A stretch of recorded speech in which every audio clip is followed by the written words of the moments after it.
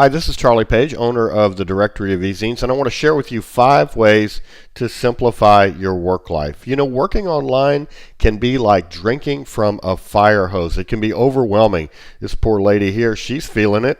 She's got information overload. In fact, the number one complaint online is information overload. There's just too much information. Web pages have all these ads. We get so much email. Now we get notifications that pop up on our computers, on our cell phones. It's information 24/7. How do we manage this?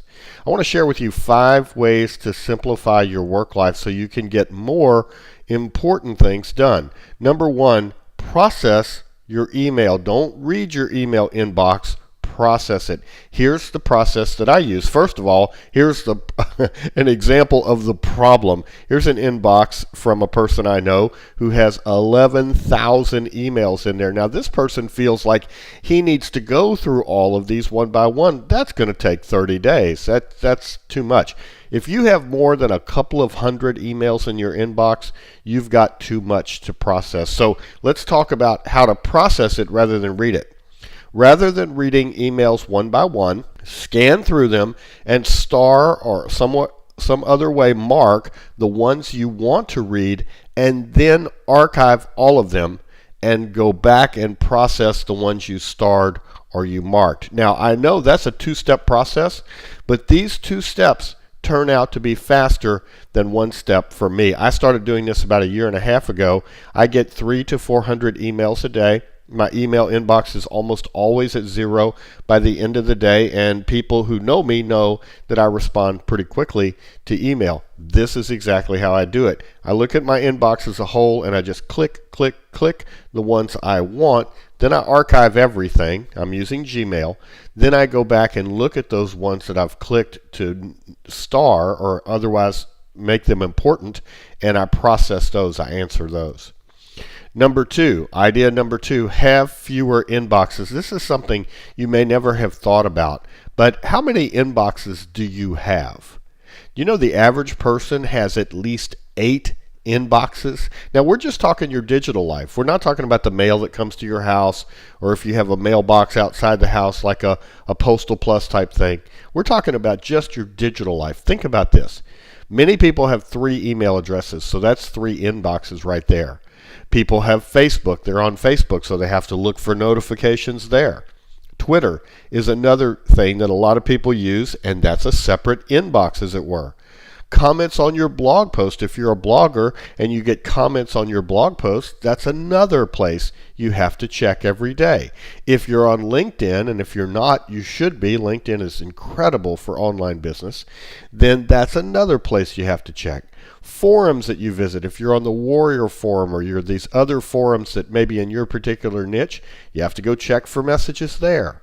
Calendar invitations and notifications. I know people who use 3 or 4 calendars, and they'll attend a webinar or they'll register for a webinar and they'll put that on one calendar. Then they have a haircut, they put it on a different calendar. Calendar invitations and notifications are a type of an inbox. Incoming text messages are something we have to pay attention to. All of these things interrupt us. That's the name of the game. Skype notifications are another one. There are many more that I could list. So how many inboxes do you have? Either right now or after this video is over, take a moment and make a list of how many inboxes you have. I think you'll be surprised. Here's the solution. You want to eliminate, then consolidate. You know, if you're using 3 calendars, you just don't need 3 calendars. If you have multiple email addresses, that might not be necessary. You can use tools like Hootsuite. Just a recommendation. I don't make anything if you use Hootsuite. Hootsuite's one of many tools that will do this. They'll manage all your social media in one place. So you now have, instead of 3, 4, or 5, you have 1 inbox. You'll have 1 email inbox if you consolidate your email addresses into 1.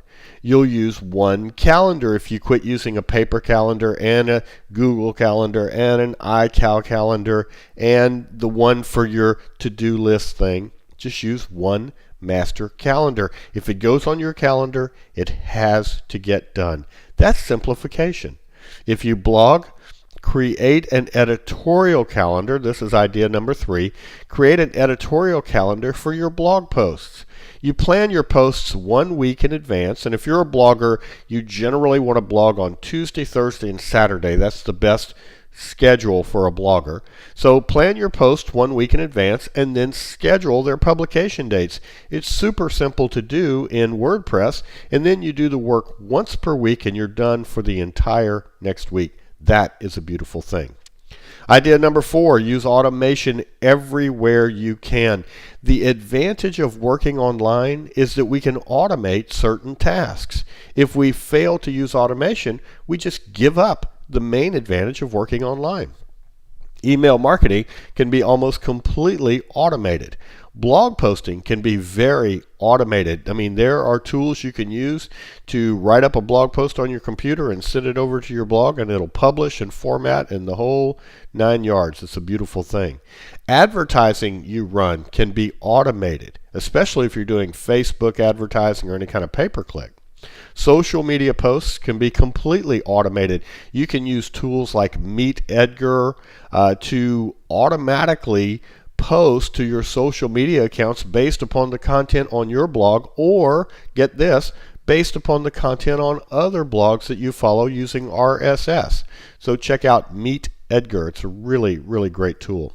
And many, many more examples of automation. I teach on automation all the time over at charliepage.com. Number 5, eliminate before outsourcing. You know, people go outsourcing crazy. They really do. They think, I'm going to hire somebody to check my inbox, and then I'm only going to look at the important emails. I'm going to hire somebody to water my plants or do whatever it is. Outsourcing is great if you can afford it, but who's got the budget to hire somebody to go out and do all these little things? Outsourcing can be very expensive, and frankly, it can be a disaster. So you want to eliminate before you outsource. Make a list of everything that needs to be done for your work, whether that's online or offline, but I'm talking now mostly about online. Make a list of everything that needs to be done for your work to go well.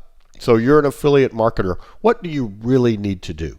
You have to run ads, you have to write ads, you have to place those ads somewhere, you have to track the results, you have to evaluate, that type of thing. Make a list of what you really need to do, and then eliminate anything that can be eliminated before you outsource. Many tasks simply don't need to be done. Take a look at your to-do list from a year ago if you can find it, and find out how many of those were never done. I did this just recently. It was embarrassing, but it was enlightening too. Many of the things I'd written down in my planner to do just never got done. And you know what? Didn't change my life. Here I am. I'm breathing. I'm making a video. I'm happy. And our business is doing well. So sure, there are priorities. There are things that are more important than others. But so many of the things that hit our to-do list just aren't important. So ask yourself, what impact did that really have on you that those things from a year ago just never got done? And how much mental space is it taking that you're still holding on to them? Working online can be like drinking from a fire hose. It really can. Or it can be very, very manageable. And I'm not talking about if you're a guru or if you're famous or if you've got a big budget. For any person, working online can be manageable if you manage it. Many of the choices are ours, not all of them. Sometimes we're pressed on by other people. If you have a lot of customers like I do, they have needs, they're coming to you with their needs, you've got to respond. But even there, so many of the choices of how we automate that and how we handle that are ours. Choose simplicity today. I mean, this is really important. Go for the simple life. Working online doesn't have to be super complicated. It doesn't have to be overwhelming. It can be simple if you work at it, but it does take a little work to get it to where it's simple. And you'll reap the benefits for years to come.